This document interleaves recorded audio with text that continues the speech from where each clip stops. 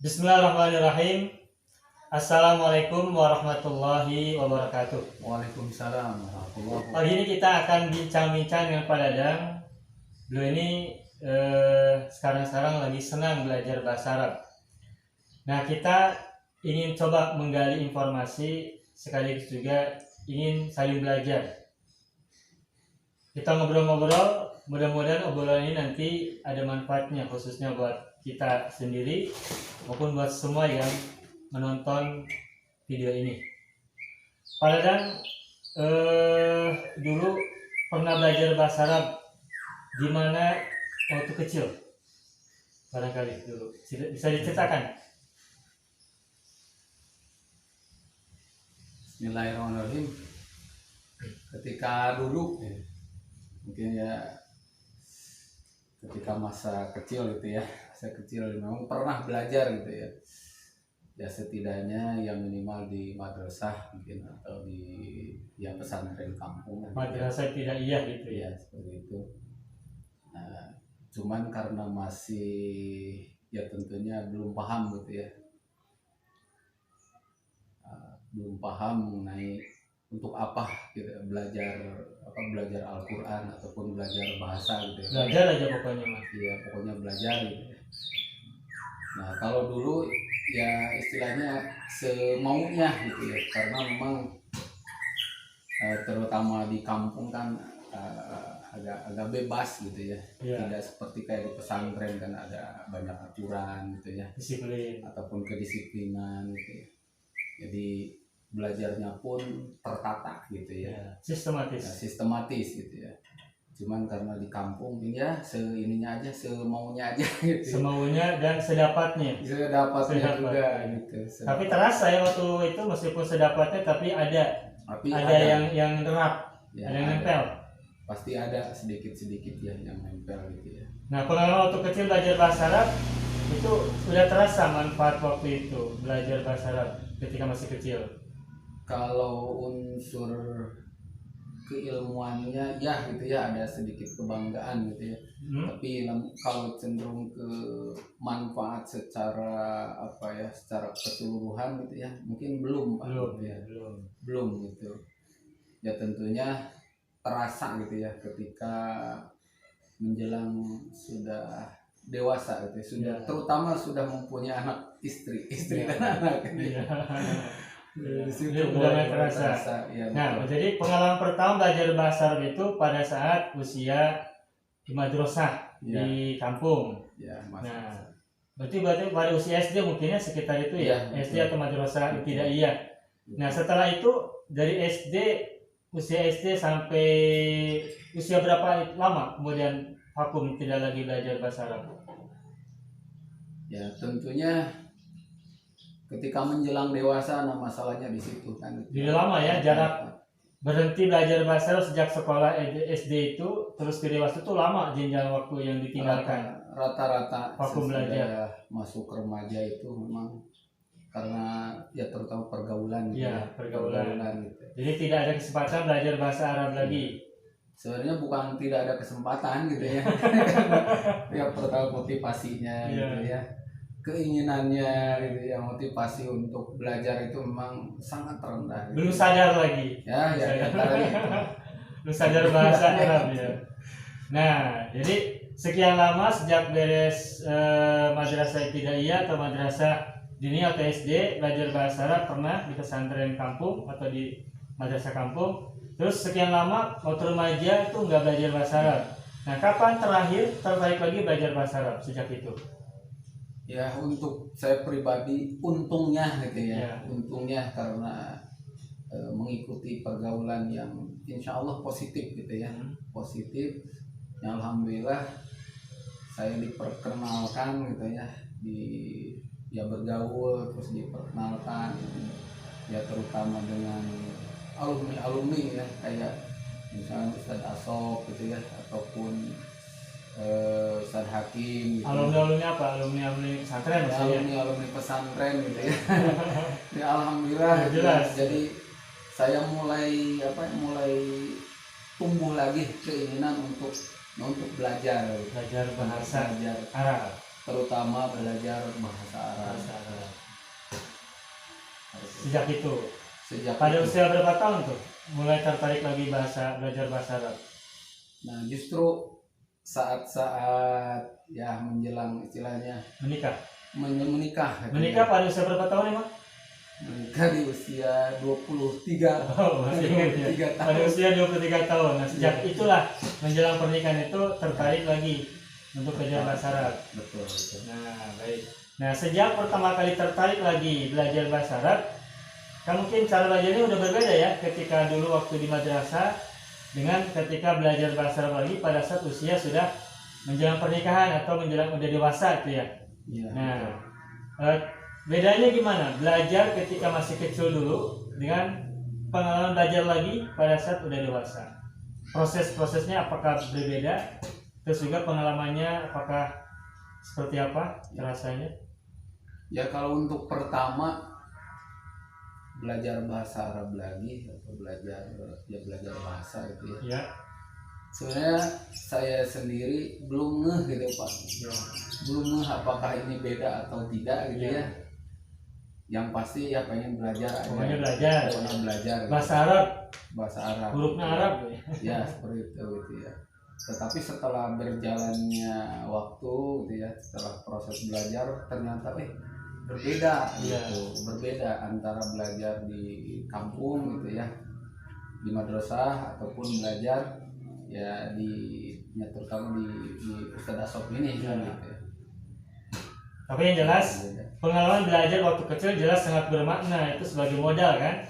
Karena tanpa kita kenal dulu waktu kecil tentang bahasa Arab, dorongannya pun kurang begitu besar. Kemudian kedua, gambaran kita tentang bahasa Arab pun tidak sebagus kalau kita waktu kecil tidak punya pengalaman belajar bahasa Arab.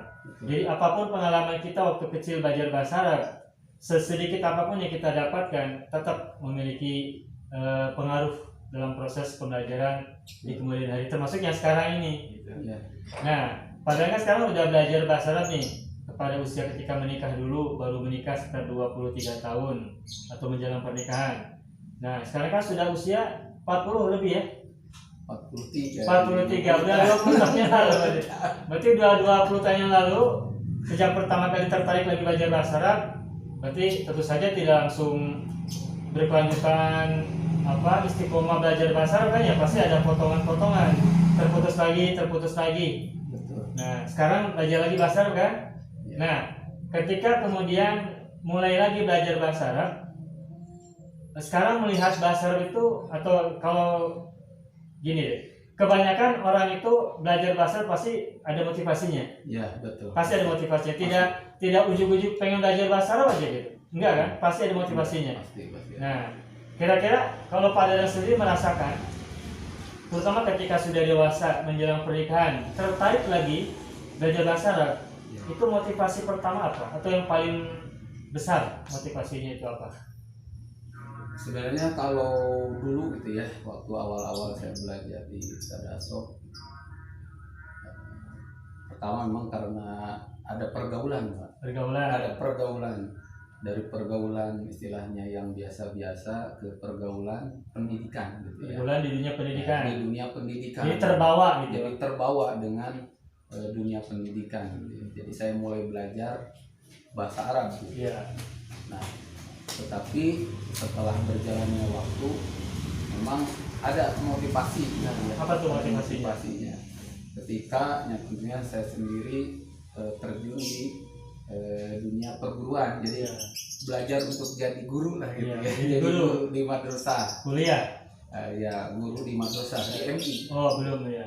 Di madrasah Ibtidaiyah gitu ya. Di situ mulai ada motivasi lagi ya untuk belajar gitu ya. Jadi untuk menambah bekal untuk mengajar gitu ya. Jadi motivasinya double ya. Satu untuknya pergaulan ya, ada pergaulan pendidikan. Yang keduanya ya pertama terbawa oleh pergaulan pendidikan gitu ya, alhamdulillah. Yang keduanya motivasi untuk mengajarkan gitu, mengajarkan kepada anak-anak gitu ya. Karena kalau mengajarkan berarti harus ada materi diajarkan. Kosong gitu ya. Harus. Jadi pertama karena pergaulan ya, di tengah dunia pendidikan, sehingga peluang terbuka untuk belajar bahasa Arab besar. Ya. Keduanya ada motivasi untuk menyampaikan ke anak didik. Betul. Sehingga harus membekali lagi diri dengan ilmu bahasa Arab gitu ya. Itu sejak dari awal ya. Awal. Nah karena mungkin apa ya, karena berjalannya waktu, berjalannya apalah aktivitas gitu ya, aktivitas, kesibukan gitu ya, kemudian beralih kembali di dunia yang lain gitu ya. Bisnis? Iya, di dunia bisnis gitu ya. Jadi lepas dulu bahasa Arabnya. Bahasa Arabnya lepas dulu. Sempat lepas gitu ya. Dan bukan hanya sebulan 2 bulan, bertahun-tahun gitu. Ya 20 tahun yang lalu kan. Jadi lama lepas lagi, ya, tentunya turun lagi gitu ya. Jadi semula yang pernah belajar apa-apa gitu ya, kemudian turun lagi gitu ya. Jadi itu udah 2 tahap ya. Pertama waktu usia madrasah diniyah, waktu usia SD. Kedua pada saat setelah menjelang menikah sama setelah menikah beberapa tahun. Setelah itu vakum lagi kan ya, karena ada usaha bisnis gitu ya, bergelut di dunia bisnis sehingga belajar bahasa Arabnya lepas lagi dulu gitu. Lepas lagi. Nah, sekarang pada usia 43 tahun belajar lagi bahasa Arab. Nah, berarti kan periode ketiga nih. Betul. Fase ketiga. Fase ketiga semangat lagi, motivasi lagi untuk belajar bahasa Arab. Ya, nah, pertama yang dirasakan motivasi yang pada fase ketiga ini gimana tuh motivasi ketiganya? Motivasi pada saat fase ketiga. Ya. Serta manfaat yang sekarang udah dirasakan. Nah, untuk fase ketiga ini mudah-mudahan saya berharap ini adalah fase yang istilahnya final Pak gitu. Final gitu. Karena apa? Karena ini sudah di penghujung gitu ya. Menurut saya sudah di penghujung karena penghujung usia. Di penghujung apa untuk memahami bahasa Arab. Gitu. Jangan terputus lagi ya, harus istiqomah maksudnya. Iya, betul. Harus berkelanjutan. Iya, jangan kemarin ya terutama ya udah 1, 2 gitu ya. Sekarang yang tentunya ketiga, mudah-mudahan ketiga ini bisa terus istiqomah gitu ya dalam belajar bahasa Arab. Sampai mendapatkan sesuatu yang bisa dijadikan pegangan. Betul. Karena memang setelah ya tentunya ya saya pribadi juga sering mengajarkan gitu ya, mengajar kepada orang lain gitu ya, bagaimana ya kita sendiri kan gitu ya, kita sendiri terus keluarga gitu, terus teman-teman gitu ya yang berada di sekitar kita gitu ya, ingin kan gitu, ingin belajar. Karena ya terutama kenapa sekarang saya mengusulkan gitu ya Ustaz Asop ini untuk belajar langsung praktis dari Al-Quran gitu ya. Jadi penerapan nahwu dan sorofnya itu langsung dari Al-Quran. Nah kenapa kan gitu? Kalau awal-awal kan langsung misalkan dari buku ajar gitu ya. Kalau buku ajar mungkin ya di situ juga sebenarnya bagus kan gitu ya. Cuman kalau masuk ke usia saya kan gitu udah 40 plus lah gitu ya. 43 karena memang sudah waktunya kita harus belajar ya masuk kepada ya, tentunya untuk membaca alhamdulillah ya sudah sedikit lancar walaupun istilahnya belum disebut mahir gitu ya. Tetapi alhamdulillah sedikitnya sudah bisa sudah lancar. Yang tentunya untuk belajar Al-Quran kan harus diiringi dengan 2 tahap lagi gitu ya. Ya di antaranya kan bukan 2 ya, sebenarnya banyak. Harus ya tentunya bisa menerjemahkan terus memahami kan gitu. Memahami dulu mungkin yang pertama baru bisa menerjemahkan. Memahami dulu baru bisa menerjemahkan. Kalau dari segi secara umum gitu ya. Kalau penerjemahan insya Allah bukan mungkin lagi, saya percaya lah karena sudah diterjemahkan oleh para ahli gitu ya di Majelis Ulama Indonesia kan gitu. Depag ya. Depag Departemen Agama ya. Itu sudah oleh para ahli kan gitu. Sudah para ahli ya, ahli tafsir, ahli bahasa gitu ya. Insya Allah saya percaya lah gitu. Cuman di situ juga setelah ada terjemahan kan bagaimana kan gitu untuk memahaminya. Oh iya. Memahaminya. Jadi maksudnya tidak hanya mengandalkan terjemahan aja dari yang kita bisa baca di Al-Quran, betul. Baik yang dari Jepang maupun dari yang lain-lain. Iya. Tapi pengen juga mencoba memahaminya langsung. Betul. Karena yang saya ketahui kan itu dari beberapa para alim ulama, yang namanya Al-Quran kan dibagi untuk memahami itu ada dua bagian, karena ada yang muhkamat gitu ya, ada juga yang mutasabihat. Muhkamat dan mutasyabihat. Ya. Terus itu kan kalau yang dari terjemahan yang bisa dicerna, yang bisa dipahami, ya tentunya bisa kan kita pahami. Tapi bagaimana yang tidak bisa dipahami? Dan ya tentunya di samping itu juga seorang manusia, ya terutama diri saya sendiri kan harus ada yang membimbing gitu Pak. Harus ada yang membimbing, terutama para guru kan gitu, para guru ataupun para ulama kan gitu, yang sudah tahu, sudah paham gitu ya, tentang ilmu-ilmu bahasa, terutama ilmu Al-Quran seperti itu. Nah jadi ketika belajar ya beberapa kali, dan alhamdulillah sebelumnya juga sudah pernah kan gitu. Nah ketika dijelaskan kan gitu, dari unsur pertama, dari nahwunya, dari sorofnya, di situ mulai memahami kan gitu, mulai memahami, terbuka gitu ya. Bagaimana Al-Quran ini dari ayat-ayat kan gitu ya, apakah ini suatu perintah kan gitu ya Pak ya, suatu perintah, suatu anjuran gitu ya, ataupun yang lainnya kan gitu. Ya tentunya ketika ini kan kita pahami, ya tentunya kita tahu kan posisinya kan gitu. Bagaimana tentunya misalkan bagaimana sholat kan gitu. Sholat ini adalah perintah, berarti kalau perintah kan hukumnya wajib kan gitu. Nah ketika memahami bahwa ini wajib kan gitu, berarti tidak harus dilaksanakan kan gitu, tidak bisa ditawar lagi kan gitu, apalagi diganti kan. Dan itu terlihat dari redaksi Al-Qurannya sendiri, lewat pendekatan bahasa Arab. Jadi pada hari ini kan dulu pernah belajar pada usia 23 tahunan itu, belajar bahasa Arabnya lewat pendekatan menggunakan buku ajar secara sistematis. Nah sekarang ini pada tahap ketiga belajar bahasa Arabnya tidak menggunakan metode yang pernah dijalaninya dulu, tapi ambil Al-Qurannya, ngebahas satu ayat atau satu surat, terus dibahas secara ke bahasa Araban, gitu kan ya? Jadi gitu, pada yang itu sekarang belajar bahasa Arabnya, ngambil Al-Quran, terus dikaji secara bahasa Arab, baik ilmu nahwunya maupun ilmu sorofnya, gitu kan ya? Nah, itu bagus. Tetapi ini dengan catatan, yang belajar bahasa Arab dengan menggunakan Al-Quran itu, atau membahas Al-Quran dengan pendekatan bahasa itu, berarti sebelumnya setidak-tidaknya orang itu sudah pernah belajar bahasa Arab dulu, udah punya dasar sedikit-sedikit, sehingga ketika dijelaskan ini, itu dan sebagainya nyambung. Karena kalau kosong banget, kalau tidak tahu sama sekali apa itu isim, apa itu huruf, fiil dan sebagainya, nanti banyak bengong.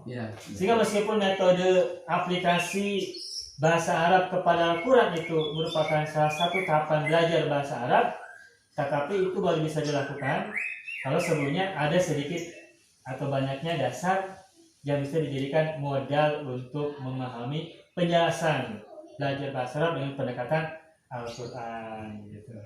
Nah baik, ini padahal sudah 2 bulanan ya belajar bahasa Arab dengan menggunakan Al-Quran, kajian nahwunya, kajian sorofnya, dan juga kajian secara linguistik secara umum, tidak hanya berpaku pada nahwu dan sorof. Nah, udah 2 bulanan belajar bahasa Arab dengan pendekatan Al-Quran. Nah, terus sekarang ketika membaca itu masih terus belajar ya kita belajar bersama-sama.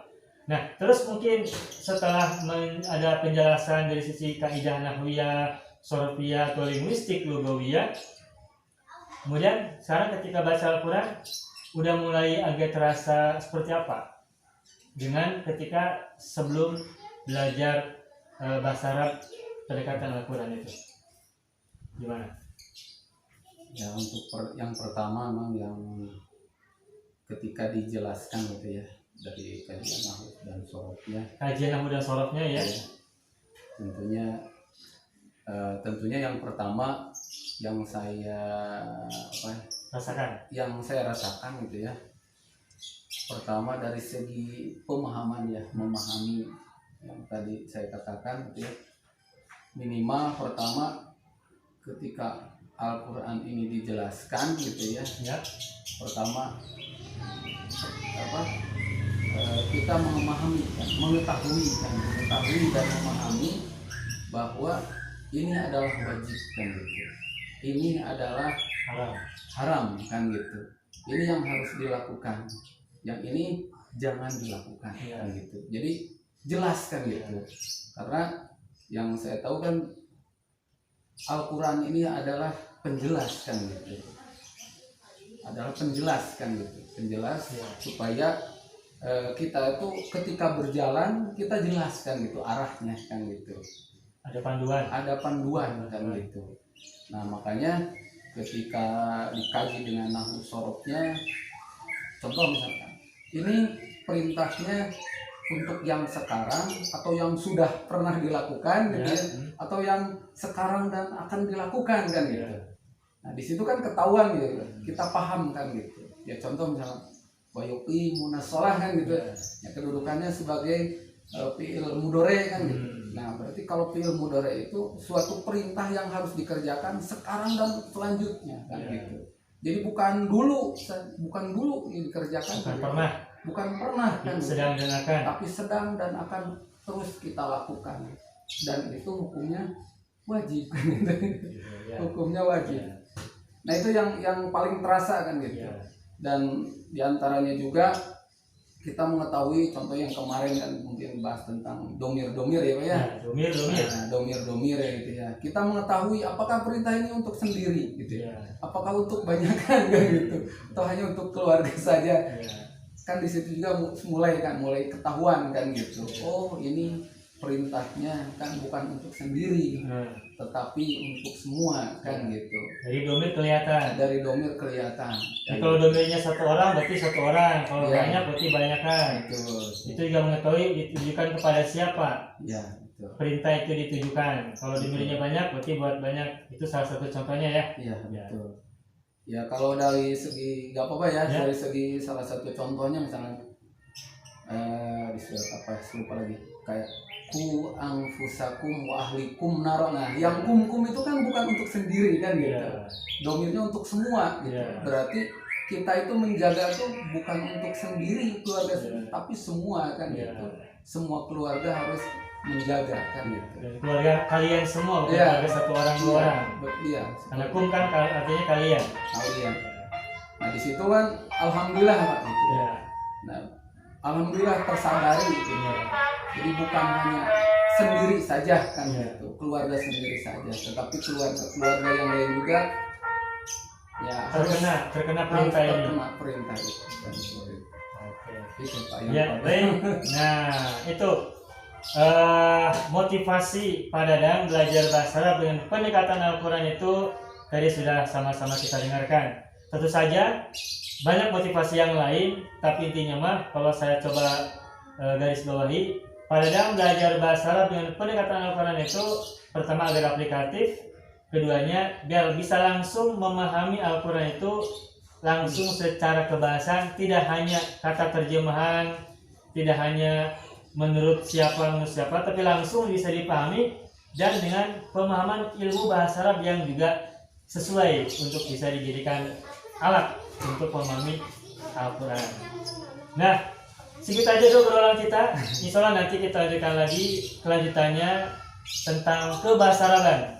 Tentu saja nanti kita akan banyak ngobrol lagi dengan Pak Dadang tentang perkembangan, tentang apa istilahnya pemahaman-pemahaman yang muncul setelah belajar 1, 2, 3 proses ini.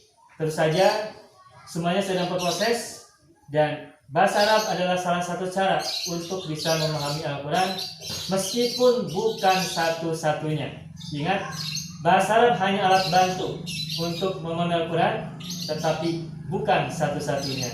Setelah bahasa Arab bagus, kita masih butuh ilmu bantu yang lain agar kita bisa belajar Al-Quran lebih baik lagi, lebih paham lagi, dan lebih betul lagi. Tetapi ini proses juga harus kita lalui agar kita menuju pemahaman yang semakin baik dan semakin sempurna. Demikian obrolan kita hari ini. Mudah-mudahan bermanfaat khususnya buat kami sendiri dan umumnya buat kita semua. Assalamualaikum warahmatullahi wabarakatuh. Waalaikumsalam.